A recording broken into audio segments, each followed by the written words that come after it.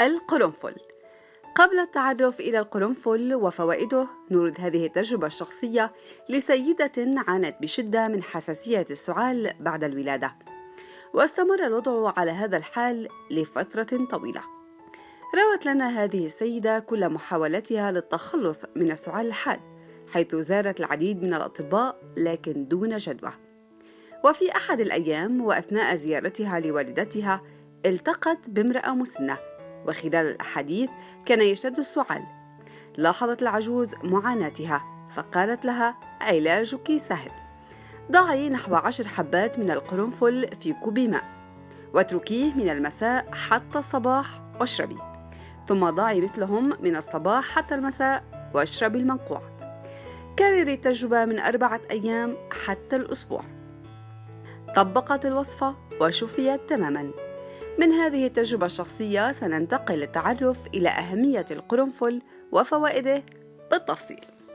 يعتبر القرنفل من الأعشاب الطبية والتي لطالما تم استغلالها في العلاج منذ القدم، سواء باستخدام زيتها أو أوراقها أو رؤوسها المجففة. فما هي أهم فوائد القرنفل؟ فوائد القرنفل: تعزيز صحة الجهاز التنفسي. يساعد القرنفل على تخفيف ومنع التهابات الجهاز التنفسي العلوي وأمراضه من نزلات البرد والإنفلونزا والسعال والزكام والربو والتهابات القصبة الهوائية والتهابات الجيوب الأنفية وغيرها.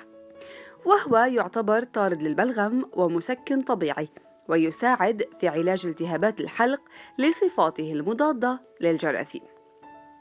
علاج وتسكين آلام الأسنان واللثة.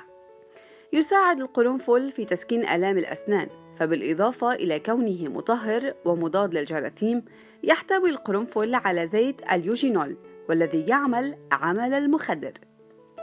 تعزيز صحة الجهاز الهضمي. وجد أن القرنفل يساعد على تسهيل عملية الهضم، ويعد طاردا للغازات، ويساعد على تخفيف القيء وآلام المعدة، ويساعد في علاج الإسهال، حيث يعمل القرنفل على استرخاء العضلات الملساء المكونة للجهاز الهضمي.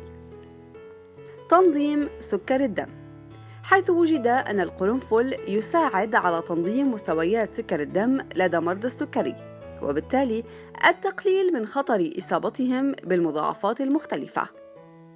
مكافحة الالتهابات وتقوية المناعة.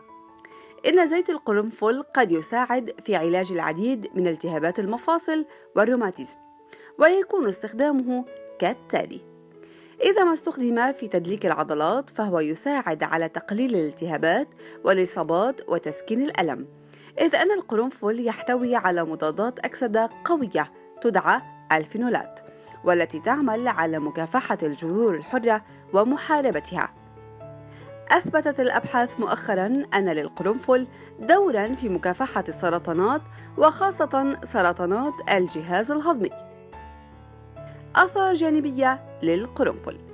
بالرغم من فوائد القرنفل، إلا أن هناك بعض الآثار الجانبية المترتبة على استخدامه، والتي تشمل: يعتبر القرنفل آمن للاستخدام لمعظم الناس طالما تم استخدامه بكميات مناسبة وبسيطة، ولكن إذا ما زاد عن الحد الآمن قد يسبب بعض المشاكل. يعتبر استخدام القرنفل للأطفال غير آمن، وقد يسبب لهم مشاكل صحية مثل اختلال توازن سوائل الجسم، تلف الكبد. زيت القرنفل آمن لاستخدامه على الجلد، ولكن زيادة استخدامه في تسكين آلام الأسنان واللثة قد يسبب بعض المشاكل. استنشاق دخان السجائر مع القرنفل قد يسبب بعض المخاطر على الجهاز التنفسي والالتهابات. قد يسبب نزيف لدى البعض، إذ أنه يحتوي على بعض المواد التي تمنع التخثر أو تبطئه، ولهذا أيضاً لا ينصح به ما قبل العمليات الجراحية وبعدها. يجب الانتباه من قبل الحامل والمرضعة للكميات الآمنة من القرنفل لهم.